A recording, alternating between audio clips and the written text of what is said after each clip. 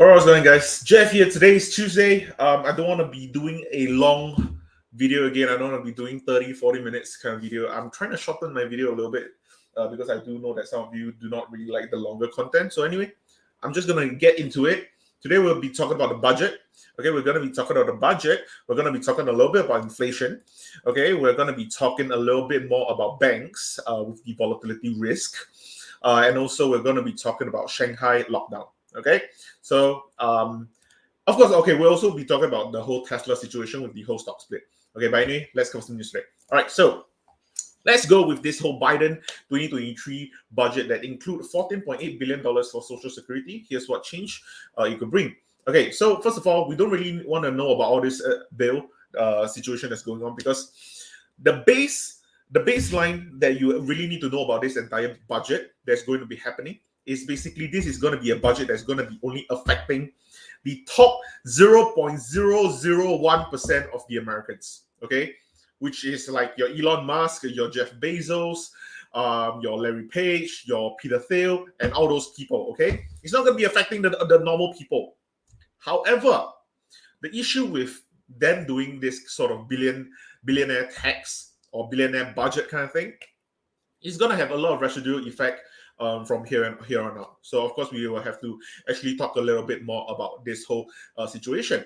All right, so with this bill that Joe Biden actually bringing forth with, of course he's going to be he's going to be taxing all the billionaires a lot more, okay? Because right now billionaires, okay, even for like Elon Musk, his salary is $0 per year.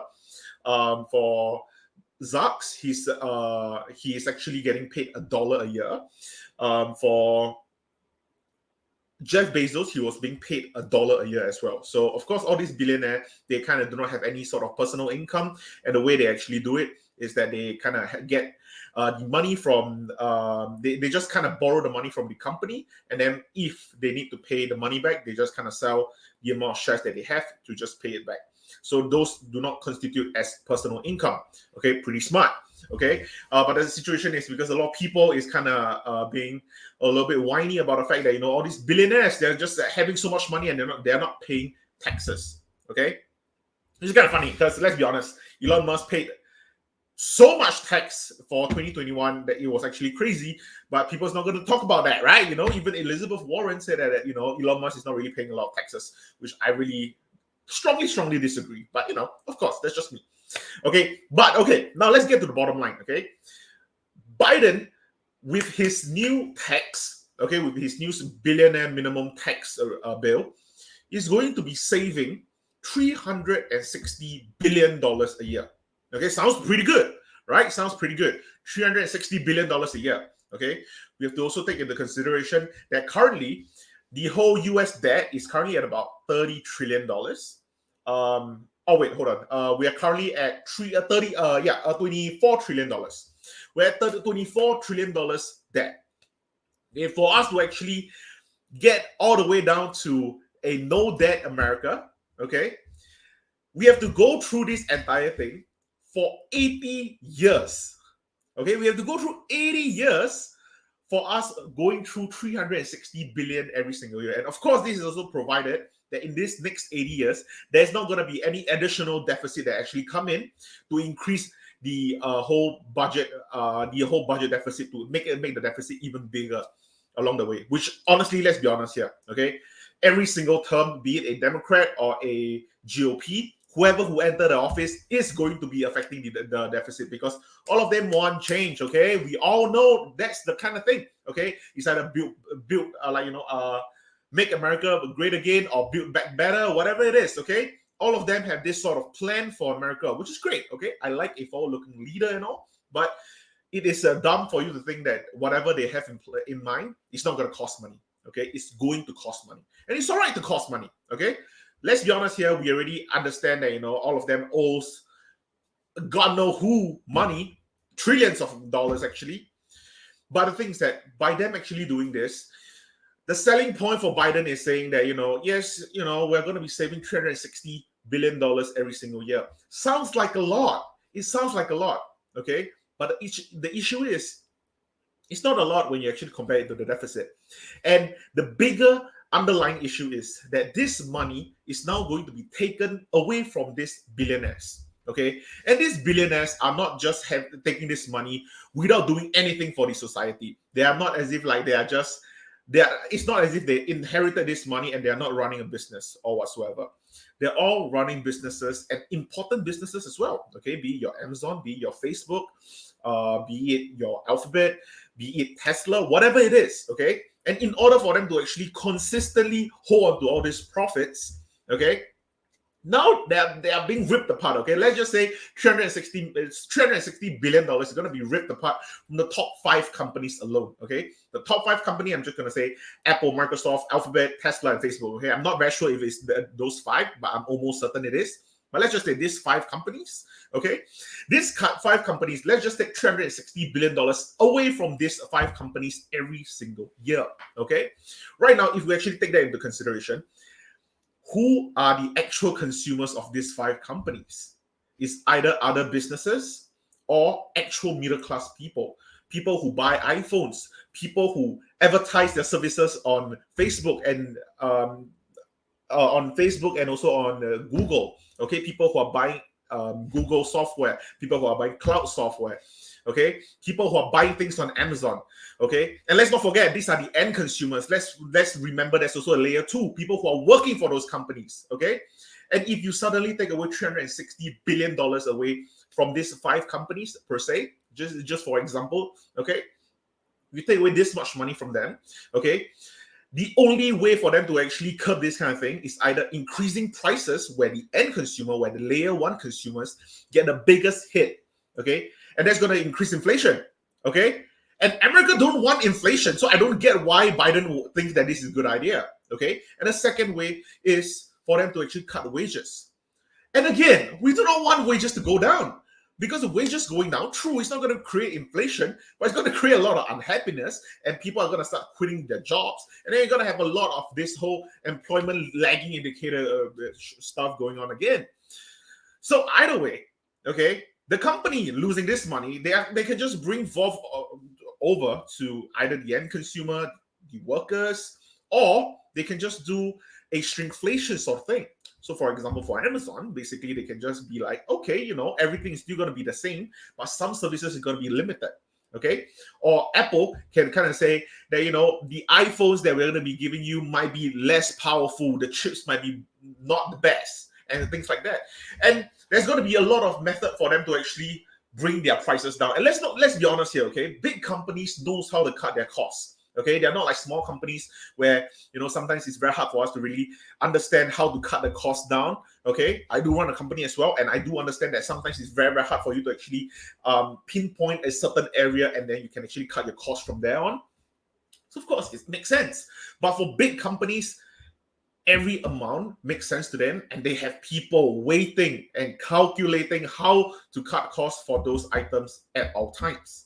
Okay, so if you think that if Apple were to suddenly get taxed, I don't know, $100 billion, for example, if you think that Apple is not going to bring forth the charges downwards to the consumer, you think that the iPhone SE is not going to jump from $429 over to $500, I'm sorry, you are mistaken. Okay, you are mistaken. Just think about it this way. Inflation, when inflation first hit, okay, when we had the 6.8%, the 6.7% inflation, the first time that we get it, okay, Apple actually announced the iPhone SE at $399, okay? And then afterwards, with the inflationary pressure coming in, supply chain and such, iPhone SE suddenly went up to $429, and they just said, it's because of inflation. We can't help it. We can't help it, okay? Do you think that companies are just going to take this inflation going down? Of course not. They're just going to push it to the consumers. Because why? The consumers have also increased wages, and they just have to take it as, yeah, you know, we got increased wages. We just have to take it at, hopefully the increase in our wages is going to be equal or even higher than the inflation that is going on with all the consumer items. So personally, I feel this bill will not pass. I really don't want this bill to pass. If this bill passed, I feel that America is basically just shooting themselves on their foot. I'm not sure what Biden thinks that. I understand, okay? It's a very populist kind of movement, okay? Tax the rich. We all know, okay? We all know. It sounds great, okay? It sounds great. It sounds very AOC-esque, okay? AOC wore this tax the rich dress over to some gala dinner. Fair enough, okay? Tax the rich, sure. I don't think this is a good idea, okay? Middle class people, businesses, smaller businesses, all of them are gonna get the actual brute of the whole increment with this whole billionaire tax. So I don't know what are they actually thinking about. Okay, but anyway, I don't want to spend too much time on this. We're at 10 minutes. Oh my god. Okay. Anyway, let's move on quickly. All right. Okay, let's talk quickly about the invasion for the Ukraine. I thought that this was really quite cool because I actually talked about this as well. The 5 things that are unintended consequences of for Russia. Okay, so first thing, Russian casualties are very high. Ukrainians now loathe Russia. Thirdly is economic ruin. The 4th is Europe is now dropping Russian energy, and the 5th is Russia has united the West. Okay, I've talked about all these 5 points as well. I forgot which video it was. I think it was for what Russia expected from the war and such. I actually named all these points as well.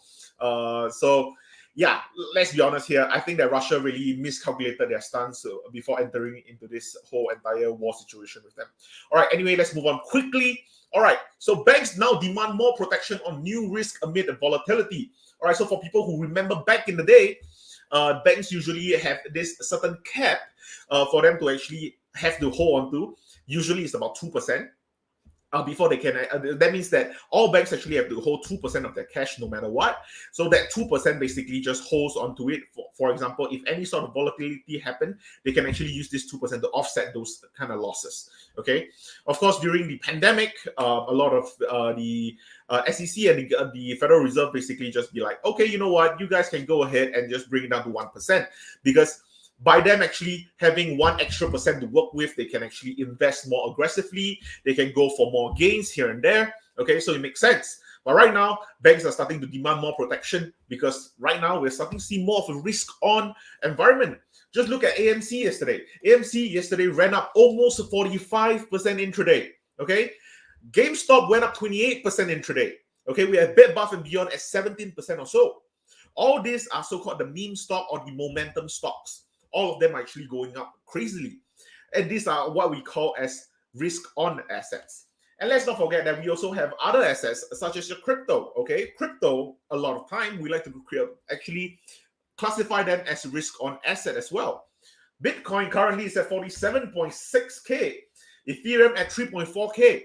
These are prices that we did not see in the early of January of 2022, because that was when we are all into risk-off assets only. You're all probably going to be in all those blue chip companies such as your Apple and your Microsoft and your Disney and such. Okay, if you're in a tech company, even then, okay, people are not that crazy over it. Okay, Tesla, people are not so crazy over Tesla either. Okay, Tesla actually went all the way to like $800. At $800, people was like saying, yeah, Tesla is still a little bit expensive, I'm not gonna lie. Even for myself, I thought that at $700, at $780 or so, I thought that Tesla is still a little bit overpriced. Of course, I'll bet in the bigger picture of things, I do think that Tesla have a lot of upside potential. But during a risk-off market, you imagine that Tesla is a little bit expensive because there's gonna be something that's gonna be worth even more. All right. So anyway, that's all for the bank side of things. All right, let's move on quickly. Okay. This is yada yada, basically talking about how the budget is actually do a whole unrealistic inflation slowdown. I talked about this earlier as well. The deficit reduction barely dents the US debt. This was what I'm talking about. Okay. Our debt is at $44.8 trillion. Okay. And he thinks that $360 billion a year is going to help anything. It's not. It's not. It sounds a lot. It sounds like a lot, okay? $360 billion sounds like a lot to you and I, okay? $1 million sounds like a lot to us. But we're talking about a whole damn country, okay? A whole damn country with 700 billionaires in the country as well. And a lot of multi-millionaires as well. So I don't think that this $1 trillion, the whole budget deficit kind of thing is going to work out for the country. I don't think it's going to pass. All right, a little bit about inflation, okay? Soaring prices are changing the way people eat. Okay, so over here you can basically see that in India, roadside restaurants are halving their palm oil use and moving into steamed snack. Bakers in Ivory Coast want to cut the size of their standard baguette. Sandwiches from US fast food stores are headed for fewer slices of bacon. Pizza for more parsimonious sprinkle of pepperoni. So you can see that people are actually starting, smaller businesses are starting to do a little bit of a shrinkflation kind of movement instead of us actually increasing prices and actually, angering some of their existing clients or customers. They just be like, we can just go with a little bit lesser of all the ingredients and hopefully we can actually cut a little bit of cost. Okay, of course, people are going to realize it no matter what. Okay, but of course, this actually proves that inflation is starting to really affect the lower part of the supply chain. Okay, the end consumer side of the supply chain. Food is being affected. Okay, especially this, you can clearly tell that this is talking about oil, this is talking about meat prices, and this is also talking about wheat prices. Okay, all these actually are all affected via the whole Russia-Ukraine situation. And of course, I've been talking about all this as well. Okay, Russia-Ukraine, you got your wheat prices being affected, your oil prices being affected, aluminum getting affected, palladium getting affected, nickel getting affected, and a lot more other smaller commodities. And because of that, of course, this is now, we are starting to see a little bit of trickle of the inflation actually affecting our actual daily lives. And that's why this is starting to become more of a talking topic. All right, now next up, we're going to be talking about Shanghai. COVID-19 lockdown poses fresh test to supply chain. Like I said before in my previous video yesterday, it is going to be happening. Okay, you cannot underestimate Shanghai as a country or as a city as it is. Okay, even though there's not a lot of primary and secondary process going on in that city alone, you're still going to be looking at a lot of supply chain issues. Okay, with Shanghai doing a lockdown, oil prices just went down because the thing is that for Shanghai, when people are being locked in their homes, people are not driving out, people are not using a lot of their factories and such, and basically oil prices or oil demand is going to go down.